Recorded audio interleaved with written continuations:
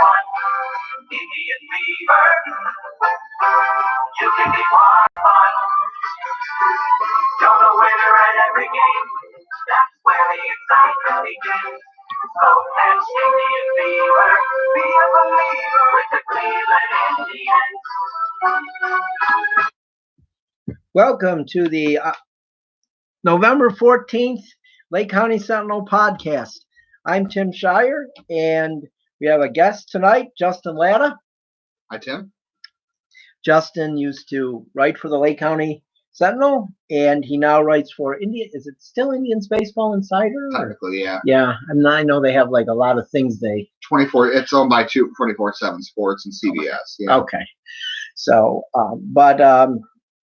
Justin's here, and we're going to talk about a lot of different things, but he's mainly here to talk Indians.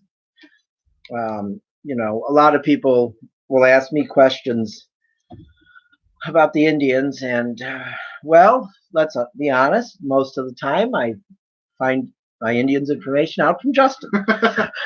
I'm sure you usually inform me on many things. Minor league stuff is what Justin is very up on too. So it's good to know what's coming, because a lot of people don't take that into consideration. But I'm going to start out with the Cavs. They had a really nice win last night over the Charlotte Hornets, 113-89. It was surprising to say the least. But they do play well against Charlotte in Cleveland. They won 8 straight in Cleveland over Charlotte, and I'm sure most of those were when LeBron was here. But they got 24 points from Jordan Clarkson last night, which was huge. And David Nwaba had 18. Rodney Hood had 16. Sexton also had 16, and J.R. Smith, who was the odd man out, had 13. But that's not the surprising part. The surprising part is J.R. Smith played 39 minutes last night. And J.R. Smith playing 39 minutes along with Tristan Thompson having 21 rebounds and 11 points last night, there might be something there that they need to capitalize on during this rebuilding, because we know it's a rebuilding. And when it's all said and done, I would think J.R. Smith probably isn't going to be here.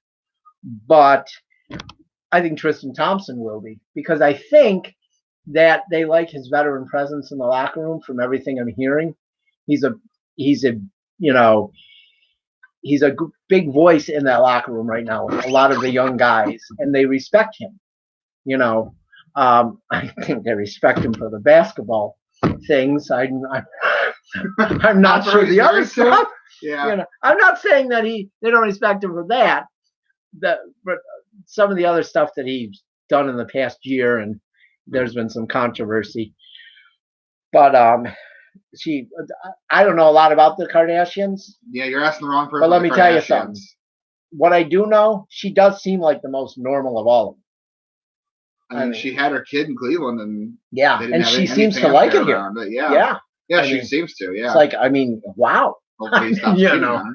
Yeah, that would be a good thing. Less drama, Tristan. Exactly. Yeah. I think he had his worst year ever last year. He did. You know what I mean? And I think it, that curse, it might be real. Doesn't look real right now. I know it doesn't, but last year it sure seemed real. But nothing went well last year. I know they got to the finals, but that last year was a mess. It was a disaster. And I would rather have a year like this where... Still have a year with the best player in basketball. Well, yeah, but... Because you have no championship aspirations. But see, I remember watching when they were a team. When they played like a team, when they had Price and Doherty and Nance and those guys and Howard Williams, it was a team. And that's what I want to see again. Yeah, but the NBA was different back then. Well, that's true. It was. Yeah, the NBA is a superstar league. Probably now. San Antonio is the only team that can get away with playing as a team. Right. So. But they still have I hear you think Golden State stars. might win the whole thing this year. They might. I don't know. You have to see what the odds are first. It's that. Although, hey, they're having their own brand. They are. Right, Curry's going to miss 5 more games, and Draymond Green might wants to cut KD's head off. Yeah. Good for them. They got into drama a year too late for the Cavs to take advantage. Yeah. Durant's probably not mean enough for Draymond Green, you know what I mean? So, but Well, yeah, Durant's soft skinned. Yeah. What do they call that? Yeah. He's a snowflake? Oh, yes. Yeah. Durant's a snowflake. There you go. So, and then, they're playing tonight in Washington in just a few minutes. The Wizards are disappointing. They're 4-9. I couldn't tell you enough about the rest of the NBA. Yeah, they're 4-9. So, I didn't know they were 4-9 until I was getting ready to do the podcast. But I have heard that they're vulnerable. Like the Cavs could go there tonight and steal a win, but I think it's going to be hard to win back-to-back with the young team and the injured team that they have right now. So, but if they shoot like they did last night. Yeah, that's true. Well, and you have to remember too, Charlotte shot horrible in the third period, and they were at one point, I believe, they were 0 for 21 from 3-point range. They were, yeah. So that that helps you a little bit when that happens. So, and 1 week from tonight, the Cavs will play the Lakers at the Q at 8 o'clock. They'll get their one ESPN game for the year. Well, they'll probably get a second one when they play in LA. Maybe, yeah, they might. Might not be a big deal for them. Or that might be on TNT. So, but it's probably the only time the Cavs will be on. But let's be honest. I guess they really don't deserve it at this point, and especially without Kevin Love, they really not. There's not a lot of. But I still think fans need to support the team. I'm a person that you support the team. Through good and bad. Are you sure? Well, hey, look, I watch the Browns every week.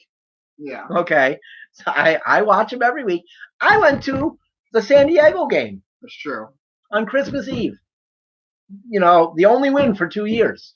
So I haven't been to a Browns how many other game people went? The Tampa Bay game that you got me tickets to for Christmas. Oh, okay. I don't know how long ago that was. Was that that was 2008? Was it? No. Yeah, that was Christmas Eve. Wait, okay, what are we at? We're in 2018.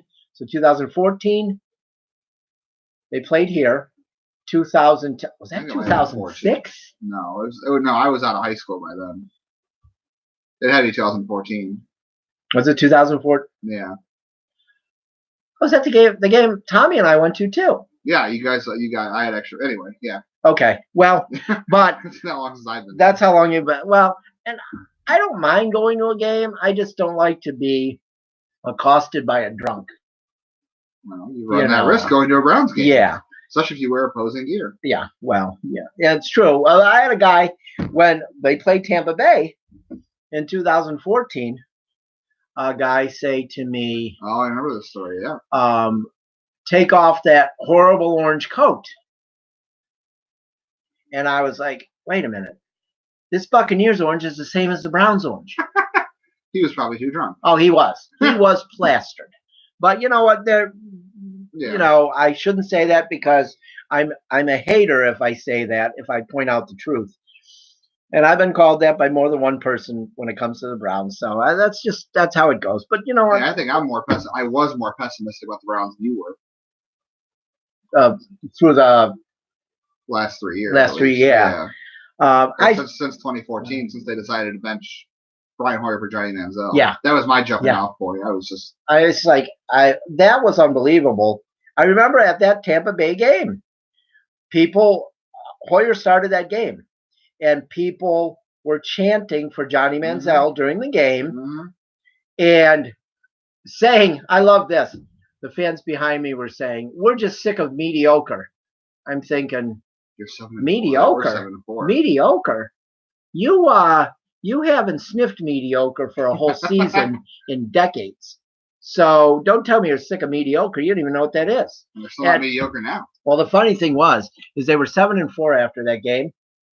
And I remember going into work the next Monday, and I got all kinds of flack for this. I went into work the next Monday, and I said, they won't win another game. I think you were right. Everybody thought I was so... They went 7-9. Everybody thought I was just being horrible. I was like, look, you just beat a team that has one win. They're 1-10. You barely beat them. You're not winning anymore, and they didn't. Well, why are we talking about the Browns? Because we're talking about supporting teams through thick and thin. So, and I believe that though, because I grew up watching the Indians. They didn't make the playoffs until I was 28. This is true. I was 28. I mean, oh my God. Actually, I think technically, I was 27 when they clinched. Oh, and you were 20. Yeah, you hit the home run. Yeah, I was 28 when they got their first playoff win in. I turned 28 last year, and they made how many playoffs? How many times? Yeah, you're 95, first, 96, your 97, first 28 years have been a little better 99, 01, 07, 13, 16, 17. They made the playoffs 11 times in my life. See, and there it is, right there. I think your generation has different expectations than mine. A lot of times my generation is happy with. Oh, if they would have won 88 games, they would have been okay. A lot of times my generation is happy with winning the division or winning a playoff series. I don't know if that's true. Not now. I said a lot of times. I don't. Not now though. Yeah, after the last 3 years, we like your generation. We want them to win the World Series. But I think that for the longest time, we were just happy to get. I mean, 95 isn't even a disappointment that they lost the World Series. Oh yeah, my generation, they had a parade. It was like, oh my God, they had a parade. Yeah, not Modelo to ruin that, but 97 was a disappointment. I mean, that was horrible. I mean, it looked like we, like the Indians had it won, and then, we know what happened. Yeah, I'll tell you what, Craig Counsell's a really good manager, though. It's too bad. He's a really good manager. I hated him for a long time. But now I kind of root for the Brewers because and Edgar Renteria. Oh yeah, Edgar. Yeah, I kind of root for the Brewers because of their underdog. They're an underdog like the Indians. They're a Midwest team. Yeah, they are, and and obviously they have players that I like on the team too. Oh, who is it? Well, I like Christian Yelich. I think he's really good. Yeah. Their first baseman Aguilar is pretty good too. Yes, Jesus can hit a curveball. Yeah. So, when I was a kid, that's what we would have called him. Yeah. Because we didn't know. Jesus it would have been probably Jesus Aguilar, maybe. Would have been, Ivan DeJesus that played for the Cubs. Oh, yeah, Ivan DeJesus. Joe Quinn Andujar. Oh, Joe Quinn Andujar. Yeah, that pitched for the Astros. But there weren't a lot of Hispanic players in baseball then. True. So and they seem to be on teams that weren't on TV a lot. You know what I mean? The Dodgers didn't have a lot of, or the Yankees didn't have a lot of Hispanic players. The Royals didn't have a lot of it. Those were the teams that were on all the time back then. The Expos were on a lot back then too. Wow. They were good, the Expos. Gary Carter and the Andre Dawson and those guys. So, but the Indians trade today. Okay, let's look at that. I think that that's obviously it's not a trade that's going to be considered a blockbuster. But we got, the Indians sent Eric Gonzalez, and boy, I'll tell you, this right-handed pitcher, man. I don't know. How do you say his first? Yeah, how do you say his first? Thomas. What is it? Tanaj Thomas. Tanaj Thomas. And Dante Mendoza to the Pirates for outfielder Jordan Luplow and infielder Max Moroff. Tell me what you know about Luplow. Luplow. Yeah. So let's see. He was a rookie last year. He's got quite a bit of power. He's kind of doesn't strike out a ton. He walks quite a bit, which is always a good thing. The Indians seem to think he can play all three outfield spots, and they always like that. You want guys that can move around, and every advanced defensive statistic suggests that he was really good last year defensively at all three spots. So that's a plus. And he's right-handed, and he hit left-handed pitchers in the minors, so that's what they need. My question is, okay. And he's 26. Be in the outfield. He's young. Okay.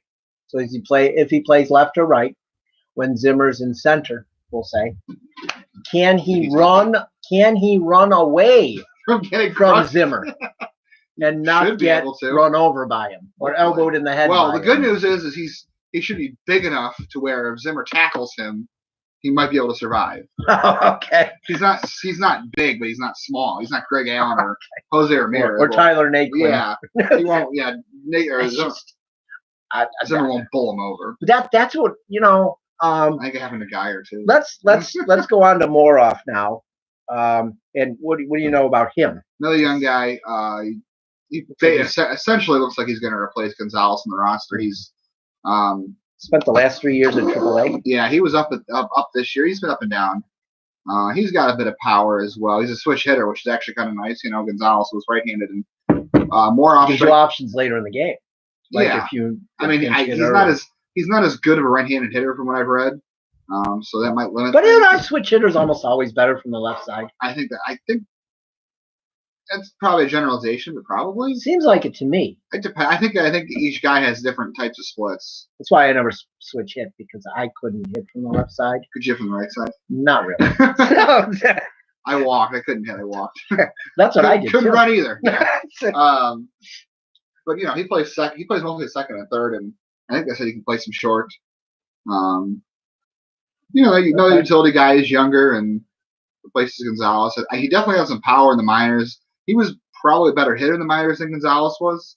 Gonzalez always had a track record of striking out a lot and not walking much. Moroff strikes out a bit, but walks more than Gonzalez ever did. Like I said, I think he does a better job of getting to his power. Gonzalez had pop, but he just swung and missed too much to make it playable at MLB level. Okay. I don't think Moroff's going to be the defender that Gonzalez was, which would be hard because Gonzalez, I think, could start a shortstop for some major league teams. Okay. He's good enough. We know that, but so the goal of this trade, do you think the main goal for the Indians in this trade was getting an outfielder they need? Yeah, definitely. They took. They didn't just want to trade Gonzalez. No, they took a guy on the roster who wasn't going to play a lot. When you have guys like Ramirez and Lindor playing, you're just you're not going to play him a lot because those guys are your best two players. I know they need rest, but when you've got guys like that, you're going to play them. Yeah. It's hard to move. Gonzalez could move around. I guess. So does this trade? Not that this trade so much. I don't think there's going to be a battle for it anyway. But is Yandy Diaz the third baseman? Yeah. If you ask me right now, I think until they make further moves. Diaz is at third. Maybe he plays some first against left-handers and Alonso sits or DHs, whatever. And I think Ramirez stays at second. And unless things change, I think Kipnis is the open day left fielder. Okay. And center field is. I'm more comfortable with him in the left than center. I think their preference is to move him regardless. I think they want to move his salary. Yeah. And then you'll have Martin and Allen in center. And then you would have Naquin, and now you would have Luplow in right. Okay. And Zimmer's not going to be ready for the beginning of the year? No way. When is he? How long is he out for? They said it was like a 9-month process. There's a chance, and they haven't made an update. That was like July, wasn't it? Yeah, they had the surgery in June or July. It was either late June or early July. I know what they said at the end of the year. Antonetti said that they expect Zimmer to be able to contribute this year. Okay. For the majority of the season, but when he was initially had the surgery, it said he could have missed 12. He could have missed a year. Yeah. It was 9 to 12 months. I think was return to play. So in theory, he might not play all this year, but the Indians seem to think that he'll be back at some point this year coming up. Okay. And then you have Naquin, you have Oscar Mercado and some other guys, but I think Diaz is probably going to be at third base unless things change. You don't see them going out and trading for somebody, or maybe is there? I'm just asking. Not that they would do it. They're not going to sign Bryce Harper. No. I know that, and I would never want them to sign Machado. No. Which I know they never would. Is there any chance at all that they re-sign Donaldson? No. Okay. So at the very least, they'd have to trade guys to do it. They'd have to really want him back. But I think Donaldson at the least is going to get 1 year, but he's going to get high average value. He might get $15 million. Okay. He might get more than that. At the very least. They're not going to do that. What I just noticed in his time here last year was his approach was just that guy's an MVP. Yeah, he's a You know, and Really I just never kept good at realized bats. that yeah. when I'd see him up there, and I'm like, wow, this guy is a professional. Mm-hmm. You know what I mean? And I never realized that about him before. I mean, I knew he was good, but watching him MVP, for yeah. that short time, I was like, wow, this guy is something. Imagine if he was 100%. Yeah. So Yeah, he's gonna make somebody pretty happy if he's Okay. healthy. But I'd be stunned if he was here because I mean, right now, if you read anything, it looks like they're stuck in neutral. yeah, Like they're unless they trade, like they made a trade today, but Yeah. unless they trade Kipnis or Alonso or Edwin or one of the pitchers, there's no they're not going to add payroll. They're just going to be bringing back, Kipnis in left field and like in the outfield and hope that one of the lotto tickets in the bullpen, they'll sign a bunch of minor Yeah. leaguers or a bunch of minor But league that's how you agents. build a bullpen, right? Teams don't. I think Yeah. people. Well, not everybody goes out and signs big free agent. Andrew Miller, Okay, well they traded for him, right? But the Yankees signed but him. they had built bullpens in the past without Andrew Miller. Well, through And trades. teams have, Well, yeah, but look, going back to 2013, Pastano was a nice find. They already had Chris Perez from a trade, who was good for a little bit. Yeah. Even though he fell apart in 2013. They traded for Joe Smith twice. They've had all sorts of guys in there. It's always. But I mean, Cody Allen's the only guy they really drafted and developed. okay. So I think that, but I just look at the guys that they had in the bullpen this year. Some of them were pretty good. Albert Perez was pretty good. Yeah, he was off the scrap heap. You're right. Yeah, and I think that's a lot of times where you can find. But you can't bank on that's the Well, you problem. can't. No, you can't. And you can't be a playoff team. But there's without some that. guys. Okay, what do they have? They have Scott Atchison Hand. in the past, and Yeah, they have Hand, Simber, Otero. Otero. No, I don't. Yeah, but those Is aren't. Perez going to be back, or is he a free agent? He's a free agent. He's a free agent. Okay, so Yeah, but all those guys you're listing, except for Hand, are not proven guys. Otero is to a point, but he's not a. but do you have to be? Look what they did this year. They came into the year hoping that Allen and Miller were enough. I got a good example. Okay, the '95 bullpen. That was a bunch of guys that had been released by other failed teams. starters. No, and they were Mesa released as relievers from other. Eric Plunk, Yeah, Jim Poole. those guys were going nowhere. Trying to think of the other guy. Oh my God. There was another one too. I can't think of his name. But three guys in that. Yes. 3 guys. Ostenacker was done. Yeah, but that was before. Okay, but pitching's changed a But lot. I know it has. But I'm saying that it's possible to build a bullpen this way. Does it always work out? Can it be worse than it was this year? I mean, it was pretty bad for most of the year. Jeez, I don't know. It could be. It was pretty bad. I mean, It could be but worse. there's some guys. Aren't there some guys that could come up from? You know, Yeah, I mean, they had John Edwards came at the end of the year. He was Okay. really good. He crossed over to the major leagues. He was a good pitcher. and who we had at who they drafted this year and pitched. Oh, Nick Sandlin. Sandlin. Yeah, he should be up this year. Okay, so Um, that's a couple guys right there. though they love Neil Ramirez back, who wasn't bad. Are they gonna? Is Tyler Olson? He's still around. He's still around. You know, I mean, he might bounce back. You can't. he was I good when know. he got healthy. I know But, you the can't thing is, these names count are, on this, no, but they're not names that they're not guys that. but they don't all. Well, but somebody has to start a track record at some point. You know what I mean? Yeah, but this isn't the right team to be doing that. Well, true. When you have a rotation like they have, and you have Lindor and Ramirez, and you're still looking for hitting help, you're still. I mean, they're going to win the division. But With this roster right now, they're going to win the division. I know. Unless Minnesota does something crazy. And when people say that they're Division's done, closed. it's all. No, it's not. Are you kidding me? The division's terrible. Minnesota would have to go out and spend some money or make some trades, and guys would have to develop for them to pass this roster. Okay, and this was one that I had heard a couple weeks ago. I don't think there's anything to it. They said that I saw a report that the White Sox were going to go after Harper and Machado. Yeah, they might. They could be after one or the other. Do you still think they're? No, I know. no. Even with one of those, Even- they're still not. No, They don't have enough pitching. Their rotation's not that good. exactly. Their bullpen's not that good, and they don't have any. I mean, And their hitters are still young. the pitcher that came up at the end of the year. But they went, Kopech, he has Tommy John. He's Yeah, Tommy John now. Yeah. yeah. No, they're not ready next year. They're more of a 2020 team. Okay. And so are the Twins probably. Okay, yeah. So this is, I mean, not saying this is the Indians' last year to come in and basically cakewalk the division, but because, there's no guarantee that all Minnesota's and Chicago's young players are good, because we've seen good young players come up and they ended up not being very good because. And Kansas City's going to be bad for a while, don't you think? Yeah, Kansas City probably won't be ready until like this next presidential election. Even after that, yeah, we're probably talking 2024 for them. So and don't want to end up. Detroit still isn't. No, they might be closer than Kansas City, to be honest. I think that in my opinion, I think they have some really good pitching in the minor leagues. Really good pitching. I don't know about position prospects. Like they probably have ways to go with some of those guys, but pitching, they're going to be good soon. Like 3 years, 2 or 3 years from now, they could end up having a good pitching staff.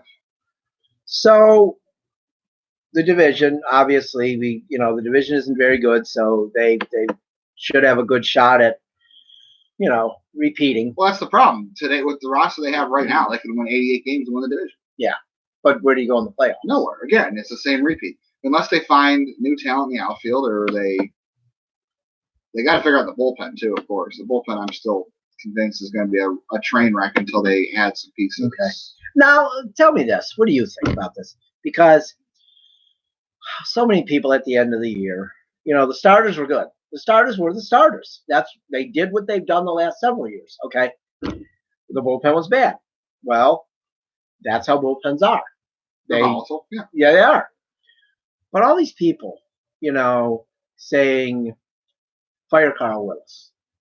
Fire Carl. Well, come on. Is Carl Willis that much worse than Mickey Callaway? Carl Willis is a good pitching coach, and I'm a huge fan of Mickey Callaway. Well, we are. But I don't know. I think it's difficult because you can't say Willis is a bad pitching coach because the bullpen stinks. But then also look at how the Indians were the first pitching staff in baseball history to have 4 guys with 200 strikeouts. Exactly. Right. You can't say he's bad because of the certain guys that weren't good. And you can't say, oh well, they got the 200 strikeouts because of what Mickey Callaway taught them. Maybe. Well, okay, then what Mickey Callaway taught the bullpen, how come those guys didn't remember that? Don't know. That's what I'm saying. There's something to be said about. No, I'm not blaming Scott Atchison, but they did fire Jason Beret to move Atchison from a special assistance role to the bullpen coach. So I'm not saying he's the scapegoat, but Atchison. Yeah, I'm not saying it's his fault. I'm just saying that's they fired Bray to keep him, and the bullpen wasn't good. Now it didn't really matter because Andrew Miller was hurt, Cody Allen was overused and broken down by the end of the year. Honestly, and people think I'm a nut. They think that anyway. So I don't know what but. I am glad Miller's gone because we're holding the bullpen hostage. When's Miller's coming back? Let's give an update every night. Oh, he walked down the stairs today without help. But I can't take that with a team. You need guys you can count on. Okay.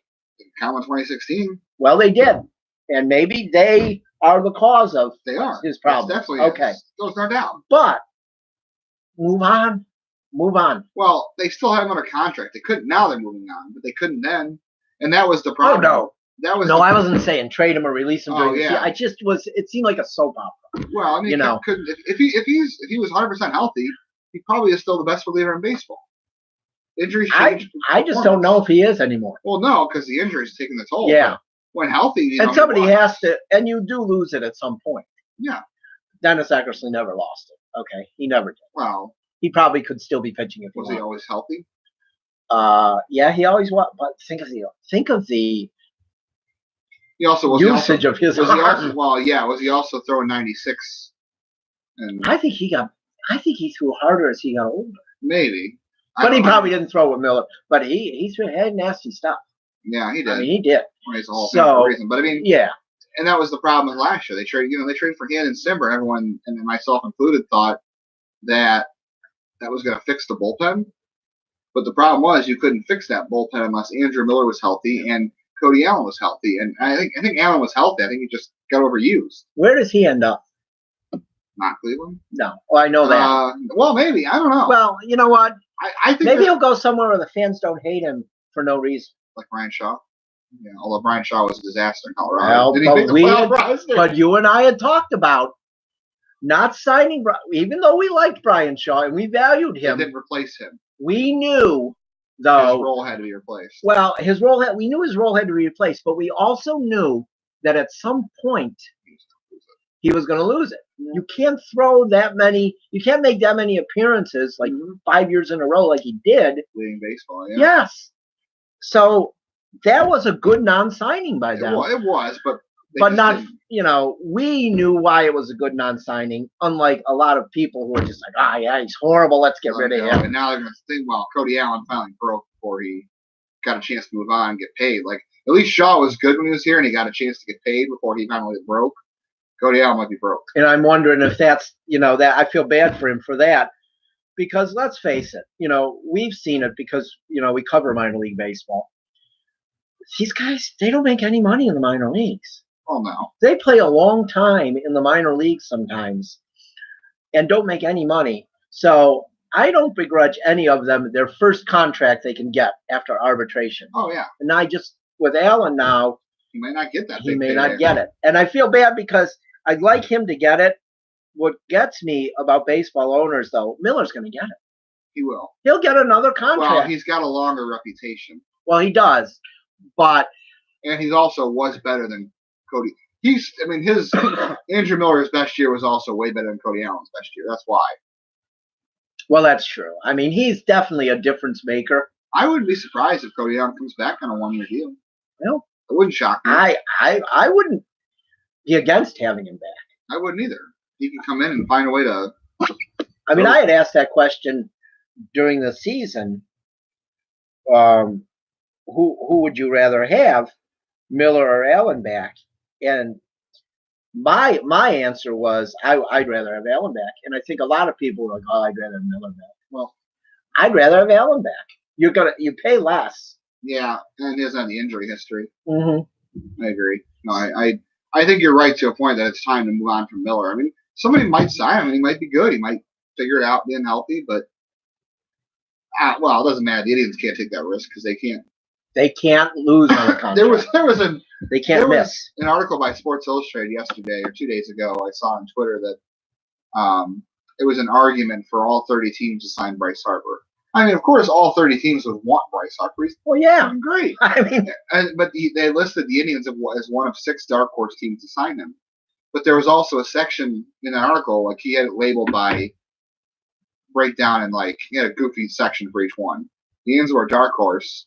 And there was a section that was labeled not enough money in the budget for steak.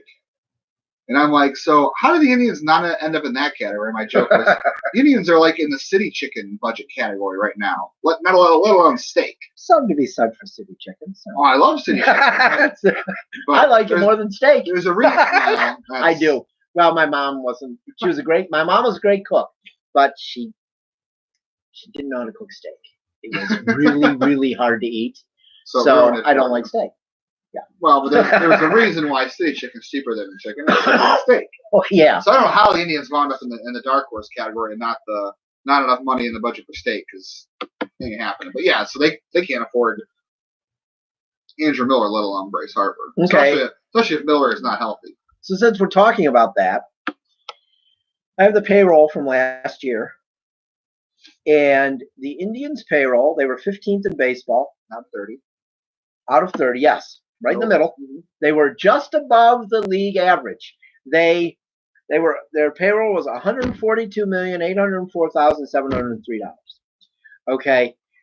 The league average was $139,175,550.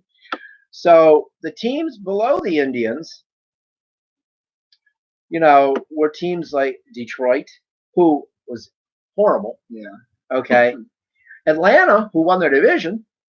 A lot of young players. Kansas City was below them. Baltimore was below them. We know they were terrible. Milwaukee was below the Indians. How did they win their division, Justin? Their payroll was $108 million. How did they win their division? Somebody told me recently that Milwaukee spent the money. That's why they won their division. Oh, well, they did sign Lorenzo Cain. $34 million less than the Indians. Okay. Oakland, $80 million. Yeah. But I'm just, you don't have to break the bank to be good. You don't have to be. And the Indians had their highest payroll in franchise history. And they're going to probably have it again next year. They're going to break that. Okay. Then the New York Mets, Oh, Lord. theirs was $150 million. And they stunk. Well, it's Okay. they're not spending like a New York team should spend. Well, they make bad decisions. They do. Cespedes They're is still like, recovering from the Bernie Madoff thing. well, and Cespedes is the worst decision ever made, I think. I know some fans think Mickey Callaway was that worst decision. Well, They're not very bright. they're wrong about Yeah. that. Yeah, they don't know what they're talking about. But, San Francisco Giants. How about that? What are the San Francisco Giants? Wow. $205 million. What'd that get them? Fourth place. They're fourth. You're right. Fourth. place. Yeah. Only because San Diego It's terrible. is rebuilding in this terror. Yeah. But then, the Nationals, $181 million. Third Playoff place. appearance, yeah. Yeah. And they're going to lose their best player. Yeah. So I don't understand. The Los Angeles Angels, $173 million. St. Louis Cardinals, more than the Indians, $163 million. No playoffs. Mm-hmm. Seattle Mariners, $160 million. No playoffs. Wow. I didn't think they were Toronto Blue Jays, $150 million. No playoffs. So you don't always have to spend the most to make the playoffs in baseball. No. And people that you try to explain that to, they don't seem to want to understand that. They don't. And that is very frustrating to me. But we looked at the attendance. They were 21st out of 30 teams. We saw that the payroll was 15th out of 30 teams. So their payroll was higher than their attendance ranking. Cleveland fans will still make an excuse they don't spend. Who was 15th in attendance? What was their average? 15th in attendance was 28,164. That was the New York Mets. And what did the Indians average? The Indians averaged 24,083. So 4,000 less per game. Yeah. What does that do? So what's 4,000 times 81? That's 324,000 more fans. I'm actually doing math. How much? You're better at math than I am. How much? 204,000 more fans. Okay. So yeah, so 2,000 fans was the difference you found out? 4,000. 4,000. Okay, so 4,000. 4,000 times 81 home games. 324,000. Yeah, times 81 home games. Yeah, 324. 324. How much revenue do you get from that? That would have pushed them into past 2 million in fans. Yeah. So I don't know what an average ticket, because you have to average it out. The Indians, last I checked, this does factor in concessions even. I know we covered concessions are high there. Well, yeah, but still. But in terms of baseball. That's revenue. Well, yeah, but in terms of baseball, the Indians were like, if they weren't the cheapest, they were the bottom 5, one of the cheapest ticket or ballpark experience options. They were like top 5 or 3, where it was like you could go to a ball game for $200 if you had 4 people, 4 tickets, hot dogs, parking. So some of these people that complain about that stuff, maybe they should live in another city where it's higher. It is higher. I mean, that doesn't mean it matches the economy here. I mean, we don't know that, but I think that parking is ridiculous. Concessions are ridiculous. Yeah, but they're still cheaper than compared to the league average. And there's nothing the Indians can do about parking. They don't own the lots. That's true. They don't. The city owns it. And the city will never give that up. No. So the Indians had nothing to do with parking. If they could, they would. So if they averaged 24,083 this year, they were 21st in attendance. Mm-hmm. So next year, oh, Lord. What do you see? Let's just come up with a number. Just the prediction here. My number that I'm going to come up with, because they lost in the first round, and it was ugly. Mm-hmm. My number is next year they finish about 27th in attendance, and they average about 21,000. Where did 21,000 get? 21,000 this year was would have been like 23rd. There was a big gap between 23,000 and 20. 23,000 was 22nd. 20,000 was 23rd. I would probably guess 21,000 will be their average next year. I don't think they'll fall into the bottom 5 just because people. Well, it's gonna be hard because spring's still going on. I think a lot of people won't renew their Cavs tickets because they had to lock in their season tickets before LeBron. A lot of people quit. A lot of people left as season ticket holders because of that. But you also are going to lose some revenue, some ticket dollars to the Browns because they're getting better. Yeah. So I think more people will re-up getting. We'll go back to having. Which I don't even have a problem with. I don't, because I've always said that the better team should be the team that gets the most support. Well, but that's still not. And they well in football, the Indians are still the best you team. can make a jump. Well, but in football, you can make a jump from being like maybe 6 wins, like they might be this year, to a playoff team. And if you win one playoff game in the NFL, yeah, you're all of a sudden thought of as a good franchise again. Yeah, no, I mean that's true, but I think you'll see some people who might have left the Browns put some dollars back over there, but I think you'll see some people who left the Cavs put some dollars in elsewhere too if they can.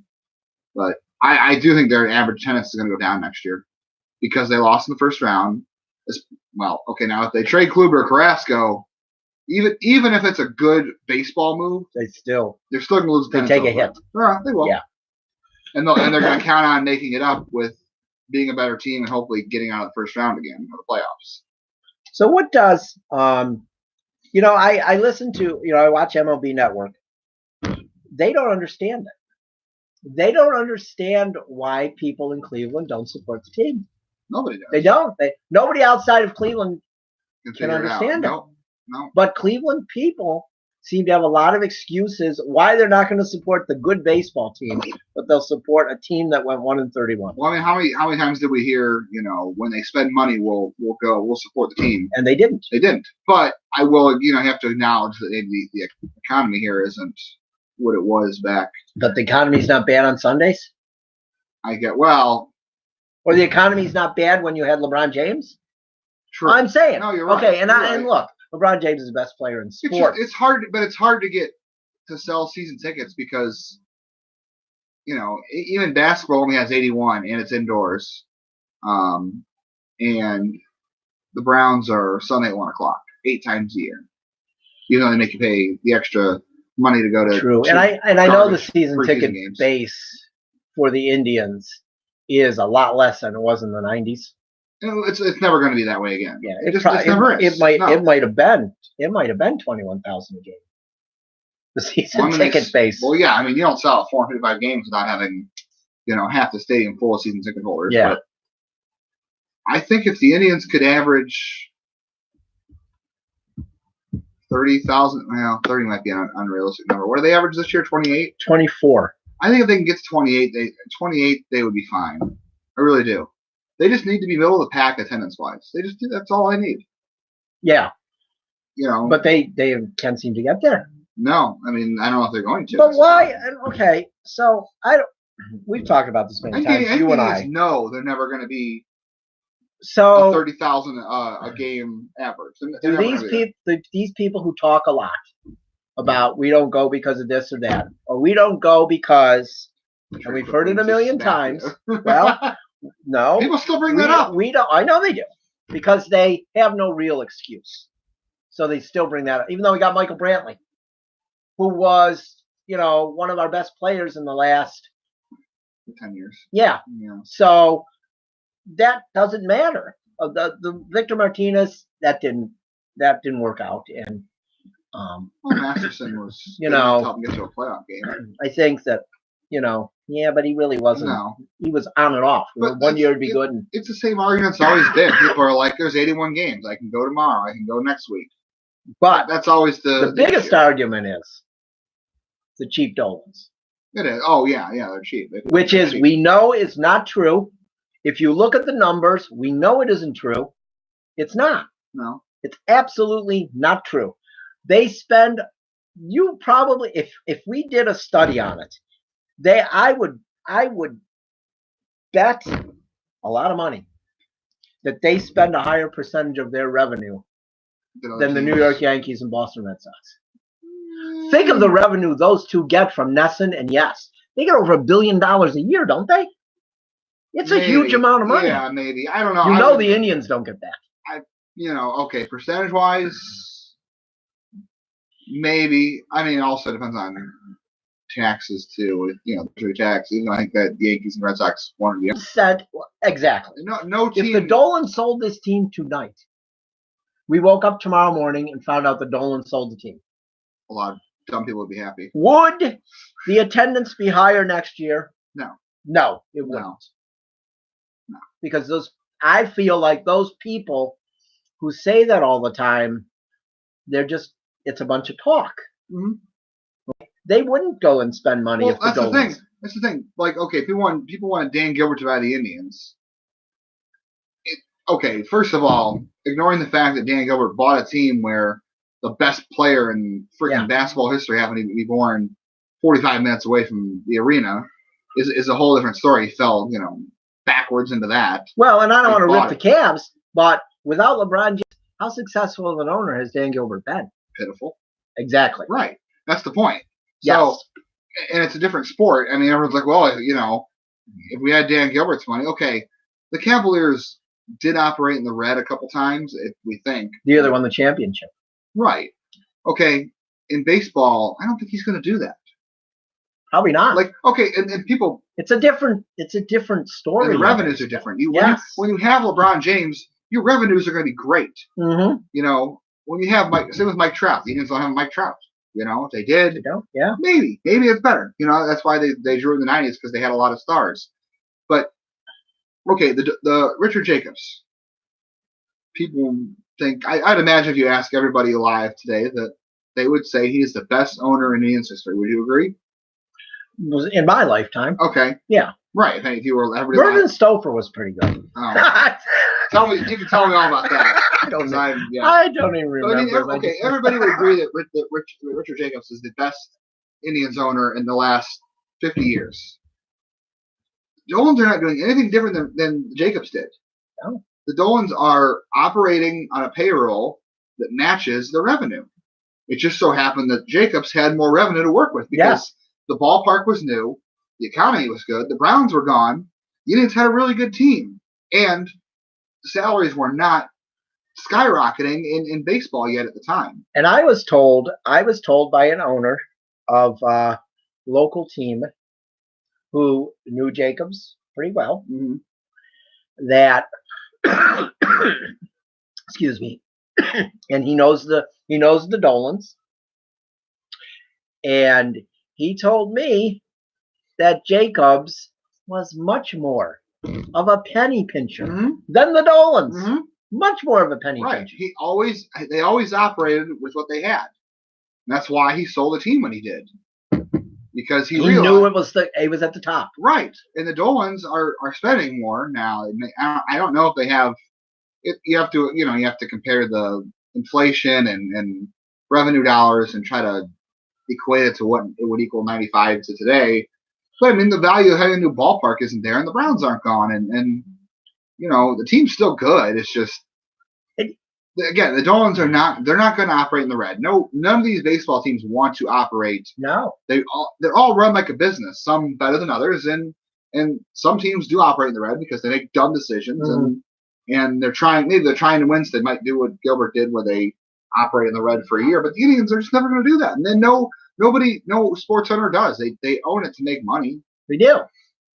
And so there's still that aspect to it. But again, like you said, they're still spending a good port, almost like you said. But I also hate when I hear people say, "Well, they don't really care about winning." Oh, jeez, you're right. Because who spends $300 million on a sports team to freaking lose? I mean, the thing about that, as I know that it's not true. I know that they care about winning because of a story I was told about a guy that was a sports writer. He interned for a year at Lake County, and he was friends with Paul Dolan's son. Mm-hmm. And he was at their house the day that Irvin Santana pitched the no-hitter against the Indians. Mm-hmm. And when the game ended, he said Paul Dolan hit the table with his hand and went upstairs and did not come down. He was angry.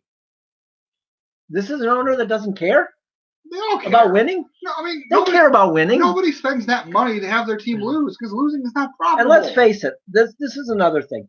The Dolans, they were worth a lot more money when they bought the team. Yeah, The Cablevision stock died Yeah. right after they bought the Indians. That hurt quite a bit. Mhm. So, and look, the Dolans were, I always liked the fact that the Dolans owned the team. In some cases it works out, some cases it doesn't. In New England it's worked out. I like the fact that the Dolans were invested before they owned the team. They were Indians fans forever.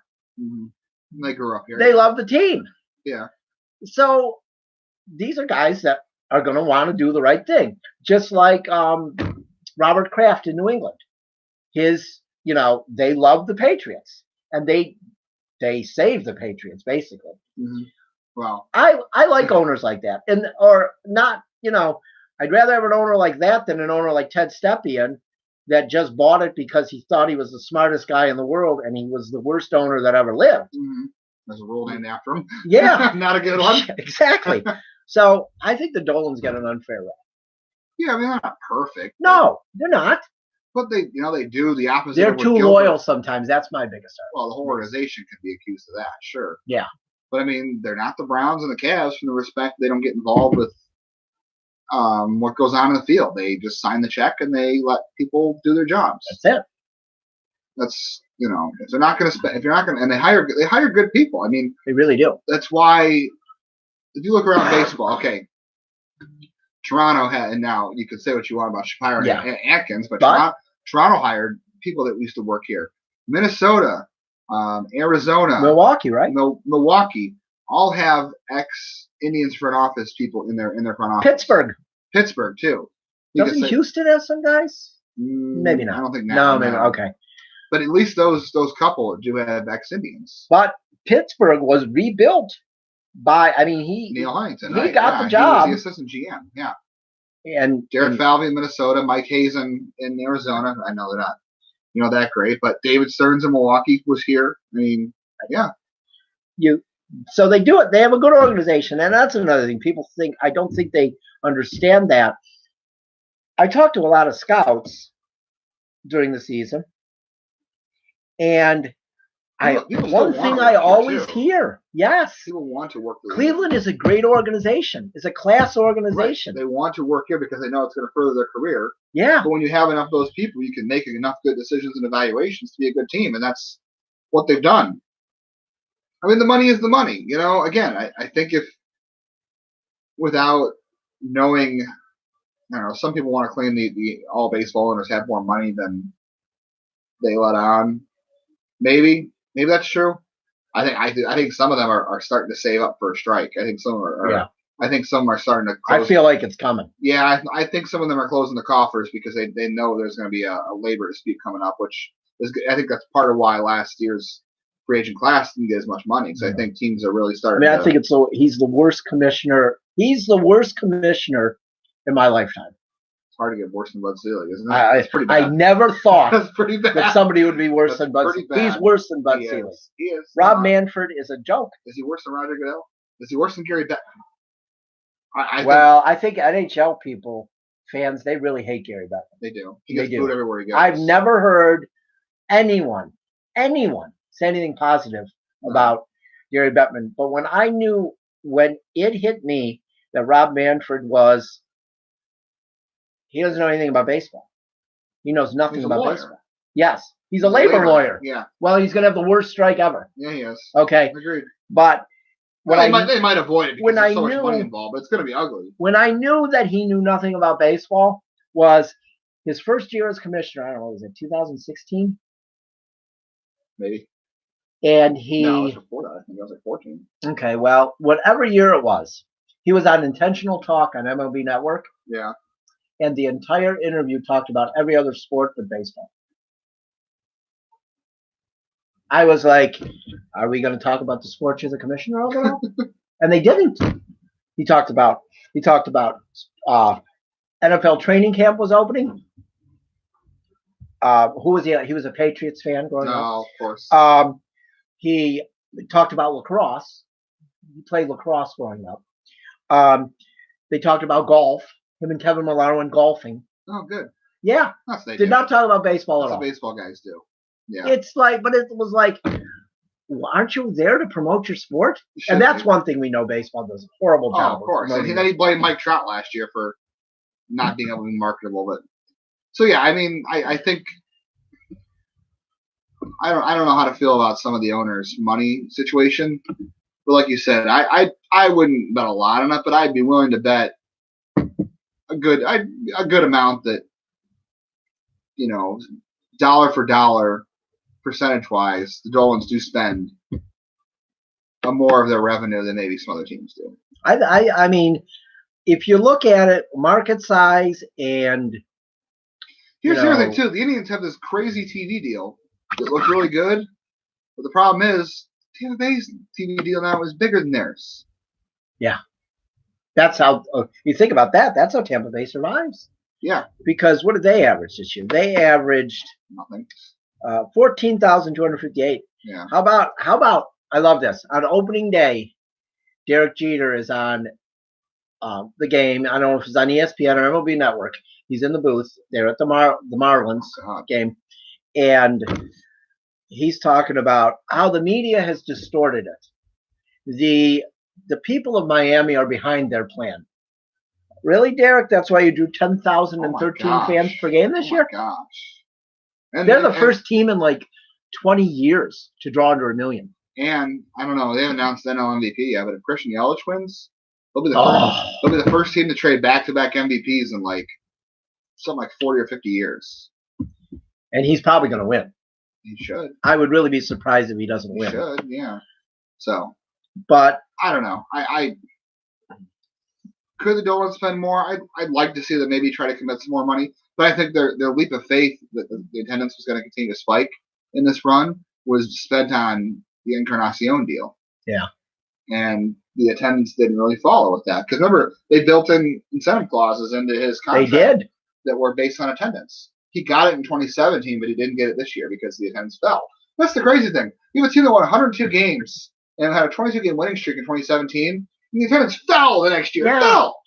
And you got the same team back minus what? Carlos Santana and Brian Shaw? And I know it's a different sport, and I know there's only 8 games, but we'll close with this. The Browns go, let's say the Browns go 10-6 in 2019.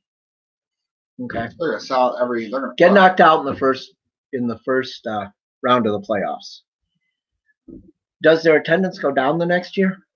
Absolutely not. Good luck buying a ticket. Absolutely not. You're right. I understand there's only 8 games. I get it.